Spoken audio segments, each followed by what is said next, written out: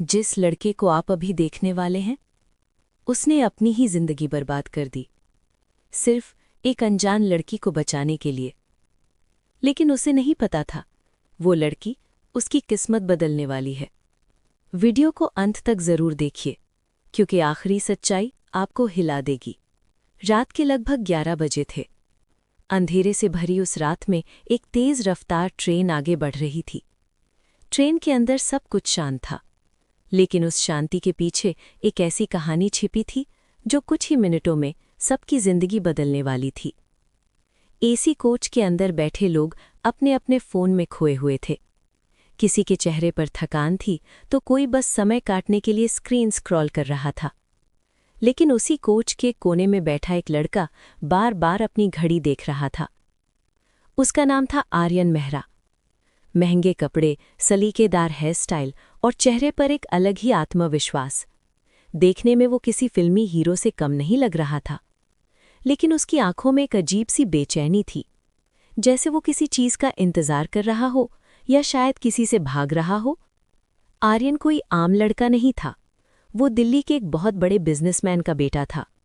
पैसा, power, status, उसके पास सब कुछ था। लेकिन उस रात वो अकेला था। अचानक ट्रेन एक तेज झटके के साथ रुक गई। पूरा कोच हिल गया। लोग घबरा गए। कुछ ने खिड़की से बाहर देखने की कोशिश की तो कुछ ने तुरंत अपने बैग और फोन संभाल लिए। इसी अफरा तफरी के बीच एक लड़की प्लेटफॉर्म पर दौड़ती हुई नजर आई। उसके कपड़े फटे हुए थे, पैरों में चप्पल भी नहीं थी, चेहरे पर डर साफ दिख रहा था। वो पूरी ताकत से भागते हुए ट्रेन के पास आई और बिना कुछ सोचे उसी एसी कोच में चढ़ गई। जैसे ही वो अंदर आई, पूरा माहौल बदल गया। लोग उसे घूरने लगे। कुछ के चेहरे पर नफरत थी तो कुछ के चेहरे पर शक। एक आदमी गुस्से में बोला, अरे ये एसी कोच है, यहाँ कैसे आ गई ये? लड़की कुछ नहीं बोली। वो बस हाँफ रही थी, जैसे किसी से जान बचाकर भागी हो। तभी उसकी नज़र आर्यन से मिली। दोनों कुछ सेकंड के लिए एक दूसरे को देखते रहे। उस लड़की की आंखों में डर था, दर्द था और एक ऐसी सच्चाई थी जिसे शब्दों में बयान करना मुश्किल था। लड़की धीरे से बोली, मुझे बस थोड़ी देर छुपने दो। उसकी आवाज़ कांप रही थी। पूरे कोच में सन्नाटा छा गया। तभी एक टिकट चेकर वहां आया और गुस्से में बोला, टिकट दिखाओ। लड़की चुप रही। टिकट है या नहीं? उसने फिर जोर से पूछा। लड़की की आंखों में आंसू आ गए। तभी आर्यन खड़ा हुआ। उसने शांत आवाज में कहा, इसका टिकट मैं दे देता हूं। सब लोग चौंक गए। टिकट चेकर ने हैरानी से पूछा, आप जानते हैं इसे? आर्यन ने धीरे से कहा, नहीं, लेकिन इंसानियत जानता हूं। उसने पैसे दिए और लड़की को अपनी सीट के पास बिठा लिया। लोग अब उसे अलग नजरों से देख रहे थे। कुछ लोग अब भी उसे पागल समझ रहे थे, लेकिन आर्यन को कोई फर्क नहीं पड़ा। कुछ देर बाद ट्रेन फिर से जल पड़ी। कोच में फिर से सन्नाटा छा गया, लेकिन अब वो सन्नाटा अलग था। आर्यन ने धीरे से पूछा, तुम्हारा नाम क्या है? सिया ने सिर झुकाकर कहा, सिया।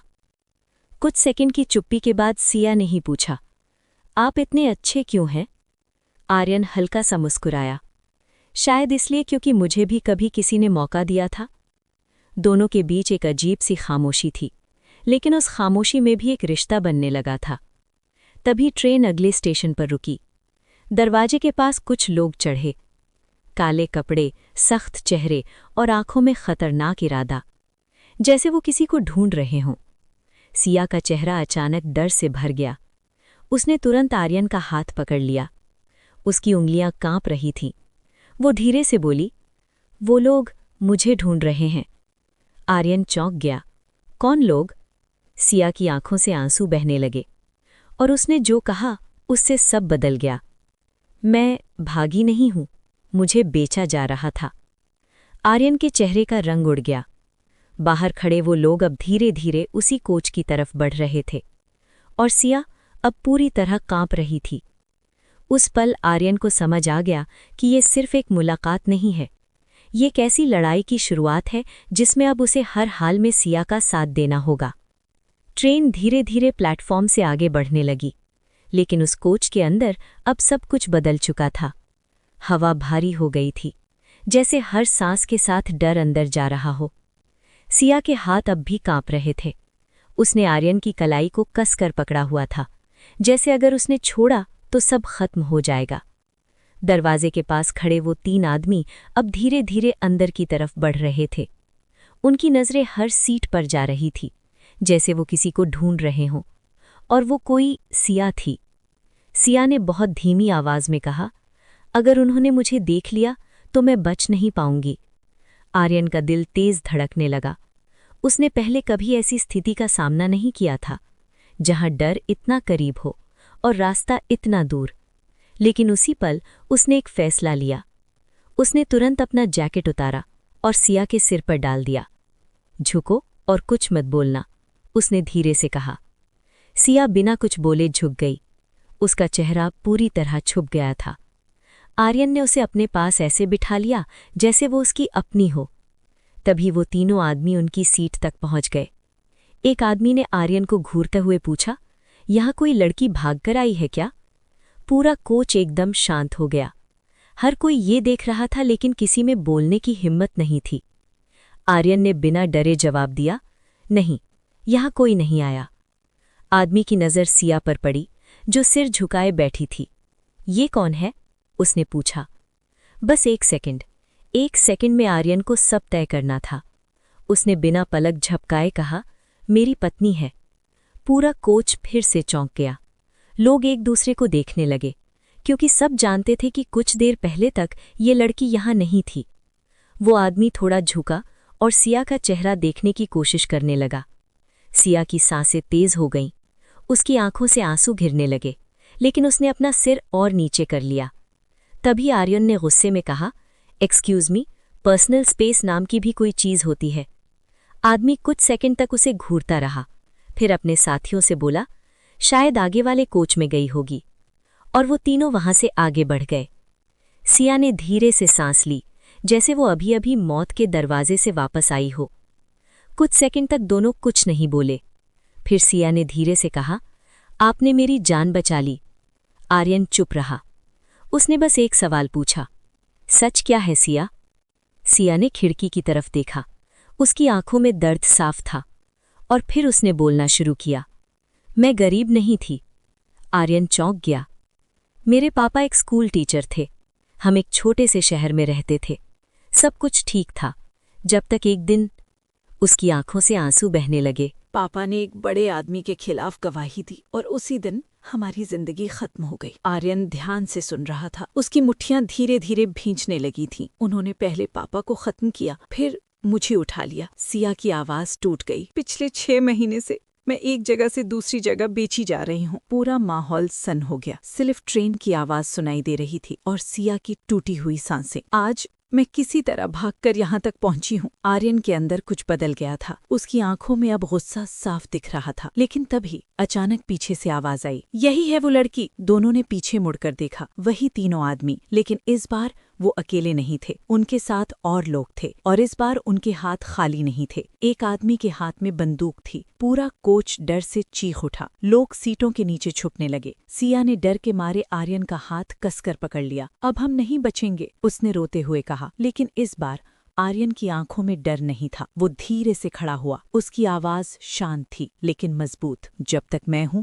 तुम्हें कुछ नहीं होगा। बंदूक वाला आदमी अब उनकी तरफ बढ़ रहा था। हर कदम के साथ मौत करीब आ रही थी, और इस बार बचने का कोई रास्ता नजर नहीं आ रहा था। पूरा कोच डर से कांप रहा था। बच्चों की रोने की आवाज, लोगों की घबराई हुई सांसें, और उस सब के बीच एक खामोशी भी थी, जो हर पल और भारी होती जा रही थी। बंदूक वाला आदमी अब बस कुछ ही कदम दूर था। उसकी आंखों में गुस्सा नहीं, सीधा खून दिखाई दे रहा था। सिया अब पूरी तरह टूट चुकी थी। उसने रोते हुए कहा, आर्यन, मुझे छोड़ दो। मैं नहीं चाहती तुम्हें मेरी वजह से कुछ हो। लेकिन आर्यन ने उसका हाथ और कसकर पकड़ लिया। उसकी आंखों में अब डर नहीं था, सिर्फ एक अजीब सी शांति थी, जैसे उसने अंदर ही अंदर कुछ तय कर लिया हो। तभी वो आदमी जोर से चिल्लाया, लड़की को हमारे हवाले कर दे, वरना यहीं खत्म कर देंगे। पूरा कोच एक पल के लिए चम गया। हर नजर अब सिर्फ आर्यन पर थी। वो क्या करेगा, कोई नहीं जानता था। आर्यन ने धीरे से अपनी जेब में हाथ डाला। लोगों को लगा शायद वो डर गया है, लेकिन अगले ही पल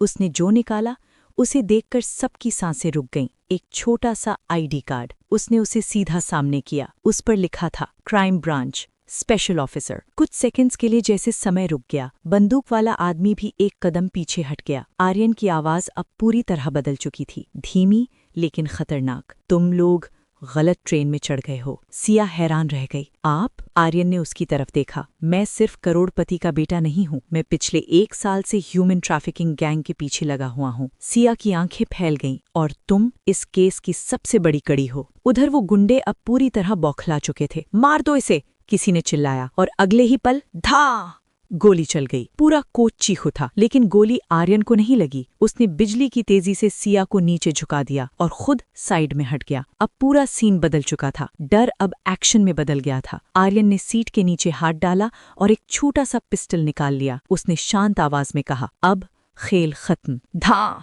उसने फायर किया। एक गुंडा वहीं गिर पड़ा। बाकी 2 घबरा गए। लोग और ज्यादा डर गए। लेकिन तभी अचानक ट्रेन के अगले कोच से आवाज आई, पुलिस, कोई हिलेगा नहीं। गुंडे चौंक गए। आर्यन हल्का सा मुस्कुराया। तुम लोग सोचते हो मैं अकेला हूँ? अगले ही पल 4-5 पुलिस वाले अंदर घुसे। उन्होंने बाकी गुंडों को पकड़ लिया। कुछ ही सेकंड्स में सब खत्म हो चुका था। कोच में फिर से सन्नाटा छा गया, लेकिन इस बार डर का नहीं, राहत का। सिया धीरे धीरे खड़ी हुई। उसकी आंखों में आंसू थे, लेकिन इस बार वो डर के नहीं थे। वो धीरे से बोली, आपने ये सब मेरे लिए किया? आर्यन ने सिर हिलाया। नहीं, ये सब तुम्हारे जैसे हजारों लोगों के लिए है। सिया रो पड़ी। उसने पहली बार किसी पर भरोसा किया था और इस बार उसका भरोसा टूटा नहीं था। ट्रेन फिर से आगे बढ़ रही थी, लेकिन तभी आर्यन का फोन बजा। उसने कॉल उठाया। जैसे ही उसने दूसरी तरफ की आवाज सुनी, उसके चेहरे का रंग उड़ गया। उसकी आंखें एकदम गंभीर हो गईं। क्या? उसने धीमी आवाज में कहा। सिया घबरा कर बोली, क्या हुआ? आर्यन कुछ सेकंड चुप रहा। फिर उसने धीरे से कहा, जिस आदमी ने तुम्हारे पापा को मारा था। सिया की सांस रुक गई। वो अभी तक जिंदा है। उसकी आवाज और धीमी हो गई। और वो इस पूरे गैंग का असली बॉस है। सिया कांप गई। कौन है वो? आर्यन ने खिड़की के बाहर देखा। ट्रेन अब अगले स्टेशन की तरफ बढ़ रही थी। और फिर उसने धीरे से कहा, अब वो खुद तुम्हें लेने आ रहा है। ट्रेन अब सुबह के उजाले में प्रवेश कर चुकी थी। खिड़की से आती हल्की धूप पूरे कोच को रोशन कर रही थी, लेकिन उस रोशनी के बावजूद आर्यन के चेहरे पर एक अजीब सा अंधेरा था। फोन पर सुनी हुई बात उसके दिमाग में बार बार गूंज रही थी। वो आदमी अभी तक जिंदा है। सिया ने धीरे से पूछा, कौन है वो? आर्यन कुछ पल चुप रहा। उसने गहरी सांस ली और फिर बोला, जिस आदमी ने तुम्हारे पापा को मारा था। सिया की सांस रुक गई। कौन? आर्यन ने उसकी आंखों में देखते हुए कहा, वो है मेरे पापा। कुछ सेकंड्स के लिए जैसे पूरी दुनिया रुक गई। सिया पीछे हट गई। उसकी आंखों से आंसू बहने लगे। नहीं, ये झूठ है। जिस इंसान पर मैंने भरोसा किया, वो उसी का बेटा निकला जिसने मेरी जिंदगी बर्बाद कर दी। आर्यन चुप था। उसकी आंखों में दर्द साफ दिखाई दे रहा था। मुझे ये सच्चाई अभी हाल ही में पता चली। मैं इसीलिए इस ट्रेन में था, ताकि तुम्हें ढूंढ सकूं और सच सामने ला सकूं। सिया की सांसें तेज हो गईं। उसके अंदर गुस्सा भी था, दर्द भी, लेकिन एक सवाल अभी भी बाकी था। अब क्या करोगे? तभी ट्रेन अगले बड़े स्टेशन पर आकर रुकी। प्लेटफॉर्म पर हलचल थी। लोग इधर उधर भाग रहे थे, लेकिन उसी भीड़ के बीच एक काली चमकचमाती गाड़ी आकर रुकी। दरवाजा खुला और उसमें से उतरा एक शख्स। महंगा सूट, चेहरे पर घमंड और आंखों में खतरनाक सुकून। वो था विक्रम नेहरा, आर्यन का पिता। विक्रम ने धीरे से ताली बजाई। वाह बेटा, आखिर तूने उसे ढूंढ ही लिया। सिया डर के मारे कांपने लगी। विक्रम ने ठंडी आवाज में कहा, लड़की को मेरे हवाले कर दो और ये सब यहीं खत्म करो। पूरा प्लेटफॉर्म सन हो गया। आर्यन धीरे धीरे आगे बढ़ा। उसकी आंखों में अब डर नहीं था, सिर्फ एक फैसला था। आज ये खत्म नहीं होगा, आज ये शुरू होगा। विक्रम हल्का सा हंसा। तुम मेरे खिलाफ जाएगा? याद रख, ये पूरा सिस्टम मेरे इशारे पर चलता है। लेकिन इस बार आर्यन मुस्कुराया। उसने अपना फोन निकाला। अब नहीं। उसने स्क्रीन ऑन की। एक वीडियो चलने लगा। उस वीडियो में विक्रम खुद गैर कानूनी सौदे करते हुए दिख रहा था, पैसे लेते हुए, लोगों को बेचते हुए। पूरा सच अब सबके सामने था। विक्रम का चेहरा उतर गया। तूने ये कैसे? आर्यन ने धीरे से कहा, मैं पिछले 1 साल से तुम्हारा सच इकट्ठा कर रहा था। तभी चारों तरफ से पुलिस आ गई।